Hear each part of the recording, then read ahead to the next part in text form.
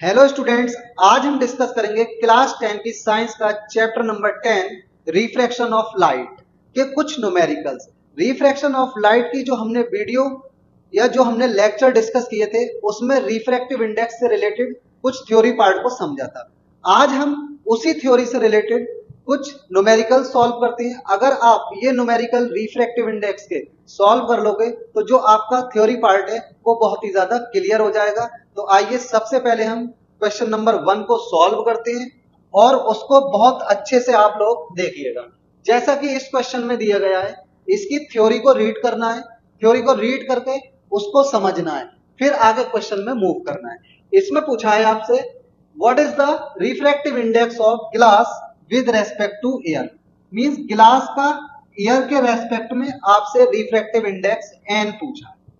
अब इसको हम कैसे बनाएंगे ये समझना है आपको। उन्होंने कहा है कि एक लाइट रे है जो ट्रेवल कर रही है ग्लास टू एयर। ग्लास से कहां जा रही है? एयर के अंदर। तो एयर के अंदर आ रही है लाइट। लाइट जहां पर जाती है वहां पर बनता है एंगल ऑफ रिफ्रैक्शन और जहां से जाती है वहां पर बनता है एंगल ऑफ इंसिडेंस। ये जो पॉइंट्स है ये बहुत ही ज्यादा इंपॉर्टेंट पॉइंट है, इन्हीं को समझना है। यहां पर एंगल ऑफ इंसिडेंस दिया है 30 डिग्री और एंगल ऑफ रिफ्रैक्शन दिया है 60 डिग्री। ये दो एंगल्स दिए गए। अब आपको देखना है कि इन्होंने इस क्वेश्चन में किसके रेस्पेक्ट में रिफ्रैक्टिव इंडेक्स पूछा है। तो यहां पर उन्होंने कहा है कि आपको रिफ्रैक्टिव इंडेक्स फाइंड करना है ग्लास का विद रेस्पेक्ट टू एयर। तो इसको कैसे लिखते हैं, देखिए ग्लास का विद रेस्पेक्ट टू एयर। आप उल्टा लिखोगे इसको, क्योंकि हम रेस्पेक्ट किसको दे रहे हैं? एयर को। तो एयर को आप ऊपर लिखोगे और ग्लास को नीचे। जिसको भी रेस्पेक्ट दी जाएगी वो ऊपर लिखा जाएगा। अब हम यहां पर लिख देंगे sine i upon sine r, means sine of angle of incidence, sine of angle of refraction. अब यहां पर एंगल ऑफ इंसिडेंस और एंगल ऑफ रिफ्रैक्शन की वैल्यूज पुट करना, आंसर आपको मिल जाएगा। अगेन लिखते हैं a N G equal to sine 30 degree upon sine 60 degree. जब आप साइन 30 और साइन 60 की वैल्यू रखोगे तो आपको रिफ्रैक्टिव इंडेक्स मिल जाएगा। Implies that A N G equal to sine 30 होता है 1 अपॉन 2, साइन 60 होता है √3 अपॉन 2। 2 से 2 कैंसिल, तो आपको यहां पर ए एन जी मिलेगा 1 अपॉन √3। ये हो गया आपका answer, refractive index of glass with respect to air. अब आगे मूव करते हैं और देखते हैं हम नेक्स्ट क्वेश्चन।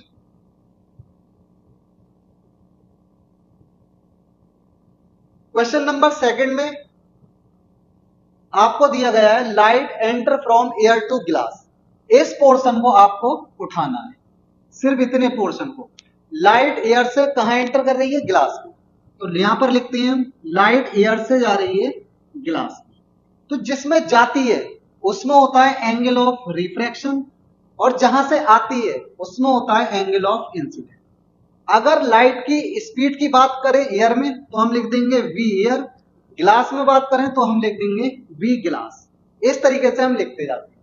फिर उन्होंने कहा है कि light enter from air to glass having refractive index 1.5। Means यहां पर इन्होंने दिया है कि जो रिफ्रैक्टिव इंडेक्स है n इक्वल टू वो 1.5 है। मैंने अभी ऐसे लिख दिया। अब आप इसको कैसे लिखोगे? लाइट कहां से कहां जा रही है? एयर से ग्लास में। तो हम इस चीज को दोबारा से लिख देंगे A N G equal to 1.5, क्योंकि यहां पर इसको हम रीड करेंगे refractive index of glass with respect to air. A N G equal to 1.5 ये दे रखा है। फिर उन्होंने पूछा है the speed of light in vacuum. यहां पर वैक्यूम के अंदर या फिर एयर के अंदर जो स्पीड दी है वो आपको दे रखी है 3 × 10⁸ मीटर पर सेकेंड। ये आपको दे रखा है। इन्होंने स्पीड किस में पूछी है? आपसे ग्लास के अंदर पूछी है। ये आपको फाइंड करना है। अब देखो इसको कैसे करेंगे। यहां पर हमने लिख दिया a N G equal to speed of light in air upon speed of light in glass. फिर हम क्या करेंगे, क्योंकि हमें ये निकालना है, इसको इधर ले जाएंगे इक्वल के, और ये जो ऊपर है इसको नीचे ले आएंगे। यहां पर वी जी इक्वल टू हो जाएगा V A upon A N G. यहां से आपका आंसर आएगा, रिफ्रैक्टिव इंडेक्स रखिए 1.5। यहाँ पर आंसर आ गया आपका Vg equal to 2 into 10⁸ metre per second. अब आप देखिए एयर के अंदर थी 3 इंटू 10⁸ मीटर पर सेकेंड, लेकिन ग्लास में कितनी आई speed 2 into 10⁸ metre per second. इसका मतलब क्या हुआ, लाइट रेयर मीडियम से कौन सी मीडियम में जा रही है, डेंसर मीडियम। यही वजह है कि यहां पर स्पीड डिक्रीज हो रही है, दैट इज स्पीड जो है वो डिक्रीज हो रही है। ये चीज यहां से भी क्लियर कर सकते हो और थ्योरी पार्ट से भी क्लियर कर सकते हो। अब अगर हमें डायरेक्ट इस क्वेश्चन को सॉल्व करना है तो आप कैसे करोगे, सुनना मेरी बात। जब भी लाइट एयर से या फिर वैक्यूम से किसी भी मीडियम में जाए, कोई भी मीडियम हो, चाहे वो आपका वाटर हो, चाहे आपका डायमंड हो, चाहे ग्रेफाइट हो, चाहे रूबी को स्टोन हो, कोई सा भी मीडियम हो, तो उसमें अगर आपसे स्पीड निकलवाता है तो डायरेक्ट आपको एक फॉर्मूला लगाना है। वो फॉर्मूला ये है, देखिए यहां पर लगाओगे speed of light in any medium, किसी भी मीडियम में equal to 3 into 10⁸ metre per second upon refractive index of that medium, जिसके अंदर लाइट गई है एन मीडियम।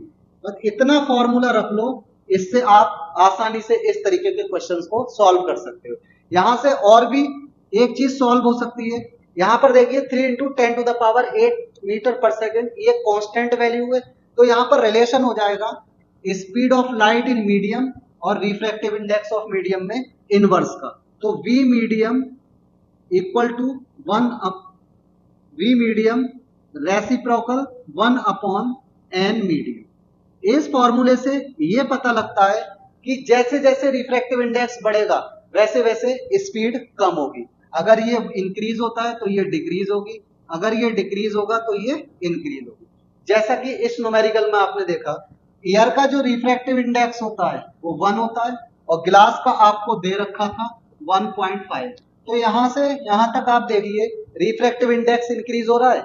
यही वजह है कि जब लाइट एयर से ग्लास में जा रही है तो उसकी स्पीड डिक्रीज हो रही है।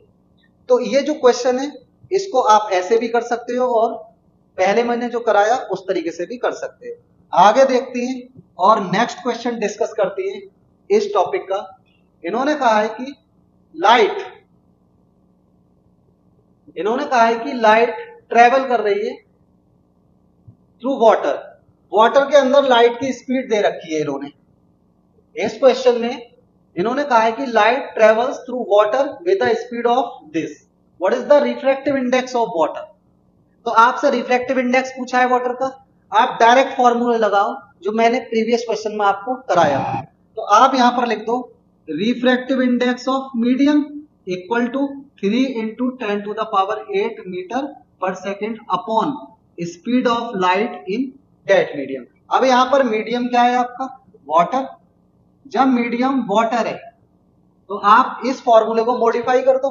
कैसे मॉडिफाई करोगे, आप यहां पर लिख दोगे मीडियम की जगह वाटर और 3 into 10⁸ metre per second upon we, medium की प्लेस पर रख दोगे आप वाटर।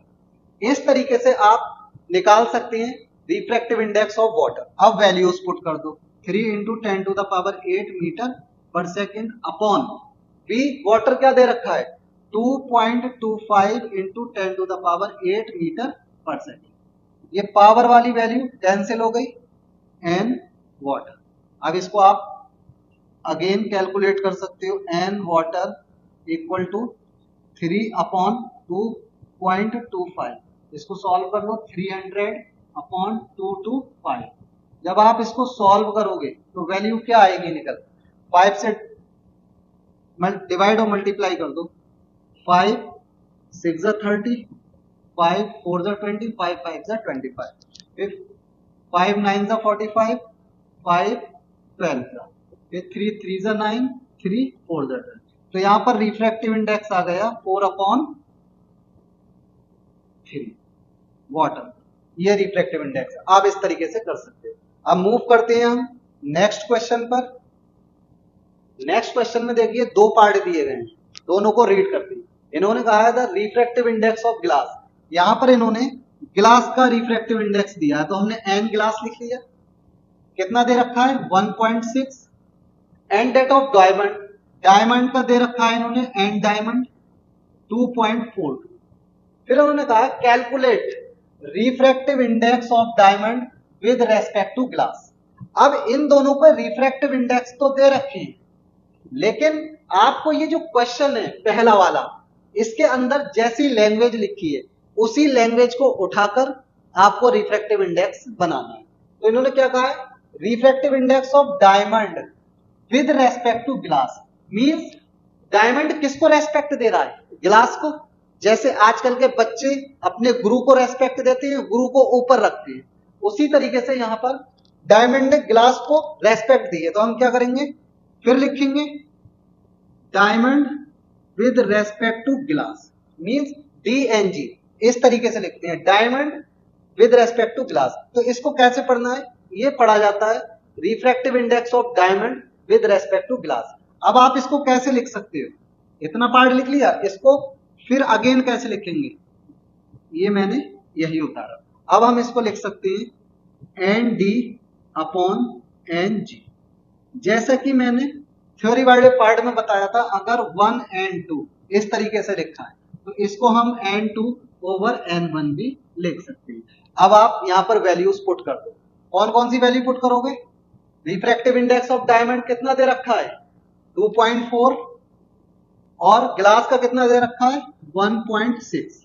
यहां से डेसिमल कैंसिल हो जाएगा, 24/16, इसको 4 से काट कर देते हैं, 4 6 24/4 4 16, अगेन सिंप्लीफाई करो, 2 3 6 2 2 4। तो जो रिफ्रैक्टिव इंडेक्स आएगा डायमंड का विद रेस्पेक्ट टू ग्लास वो आएगा आपका 3/2। ये आपका आंसर पहले क्वेश्चन का। फिर इन्होंने कहा है आप फाइंड करो refractive index of glass with respect to diamond. पहले क्या कहा था, डायमंड का विद रेस्पेक्ट टू ग्लास, अब उसका रेसिप्रोकल पूछा है। तो आप ऐसे भी कर सकते हो और जैसे मैं बता रहा हूं उस तरीके से भी कर सकते हो। तो यहां हम लिखेंगे diamond with respect to glass. अब यहां क्या करोगे आप, N diamond upon N glass, इतना कर देना है। क्या पूछा है, refractive index of glass with respect to diamond. तो हम लिखेंगे glass with respect to diamond. अब इसको आप लिख सकते हो N glass upon N diamond. ये फॉर्मूला बन गया सेकंड वाले क्वेश्चन का। पहले वाले में क्या था, डायमंड का पूछा था विद रेस्पेक्ट टू ग्लास, इसमें पूछा है glass with respect to diamond. तो यहां पर हम क्या करेंगे, ग्लास का रिफ्रैक्टिव इंडेक्स रख दो, कितना है 1.6 और डायमंड का कितना है 2.4। जब आप इसको सॉल्व करोगे तो क्या आएगा आपका, यहां पर आएगा 2/3।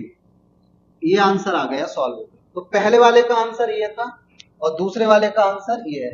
लेकिन इसको आप देखिए, इन्होंने पहले क्या कहा, आपको डायमंड का निकालना है with respect to glass, means पहले क्या था, और फिर सेकंड वाले में क्या था, ग्लास का विद रेस्पेक्ट टू डायमंड। तो यहां पर जो हम यूज करेंगे, डायरेक्ट भी यूज कर सकते हैं, प्रिंसिपल ऑफ रिवर्सिबिलिटी। यहां पर क्या है देखिए, इस तरीके से भी लिख सकते हैं, diamond with respect to glass is equal to 1/, glass with respect to diamond. अगर आप किसी एक का रिफ्लेक्टिव इंडेक्स निकाल लेते हो तो दूसरे का क्या होगा, रेसिप्रोकल। यहां पर ये चीज एक लाइन में भी आप कर सकते हो, इस तरीके का अगर क्वेश्चन आता है। आगे मूव करते हैं और हम देखते हैं नेक्स्ट क्वेश्चन। इस क्वेश्चन में उन्होंने कहा है कि आपको स्पीड फाइंड करनी है वाटर के अंदर और इसका रिफ्रैक्टिव इंडेक्स दे रखा है आपको 4/3। तो अगर डायरेक्ट यहां पर हम फॉर्मूला लगाएं तो क्या होगा, मैंने अभी बताया था आपको कि अगर किसी भी मीडियम के अंदर हम स्पीड निकालते हैं और उसका रिफ्रैक्टिव इंडेक्स दे रखा है उस मीडियम का, तो we medium equal to 3 × 10⁸ metre per second upon refractive index of that medium. तो यहां पर वी मीडियम मींस क्या है आपका, वाटर है यहां पर। तो यहां पर आप लिख दोगे water equal to 3 × 10⁸ metre per second upon refractive index of water. क्या होगा आपका, उसकी वैल्यू पुट कर दीजिए। यहां पर हमने 3 × 10⁸ मीटर पर सेकेंड रखा और वाटर का रिफ्रैक्टिव इंडेक्स उसकी प्लेस पर रखा, क्या होगा 4/3। 3 को हम ऊपर ले गए तो 9/4 इंटू 10⁸ मीटर पर सेकेंड। इसको आप सॉल्व करिए। 4 2 जा 8, कितना बचा 1, डेसिमल दिया 0, 4 2 जा 8, 4 5 जा 20 इंटू 10⁸ मीटर पर सेकेंड। तो ये आपकी स्पीड आ गई वाटर के अंदर।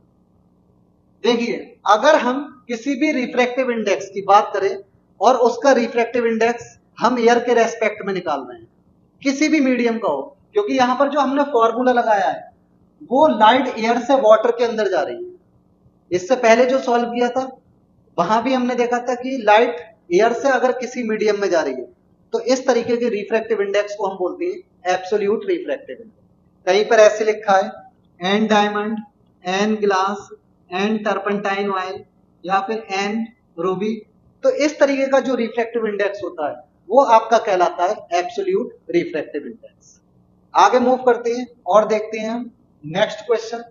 इस क्वेश्चन में उन्होंने कहा है कि रिफ्रैक्टिव इंडेक्स ऑफ डायमंड, फिर वही बात, डायमंड का रिफ्रैक्टिव इंडेक्स दे रखा है, कितना है 2.47, और इन्होंने कहा है at that of glass, glass का रिफ्रैक्टिव इंडेक्स दे रखा है 1.51।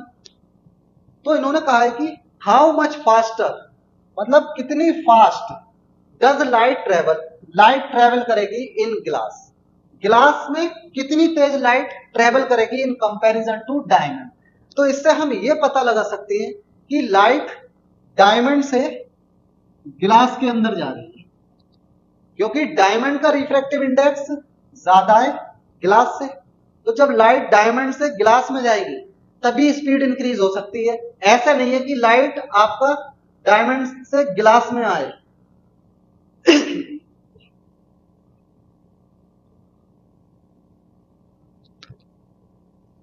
तो आप डिस्कस करते हैं अपना नेक्स्ट क्वेश्चन। इस क्वेश्चन में दे रखा है इन्होंने refractive index of diamond, diamond का रिफ्रैक्टिव इंडेक्स है 2.47 और ग्लास का रिफ्रैक्टिव इंडेक्स दे रखा है आपको 1.51, और इन्होंने कहा है कि हाउ मच फास्टर, मतलब लाइट कितनी तेज मूव करेगी ग्लास के अंदर इन कंपैरिजन टू डायमंड। तो यहां पर आप देखिए अगर लाइट डायमंड से ग्लास के अंदर जाएगी तभी उसकी स्पीड इंक्रीज होगी।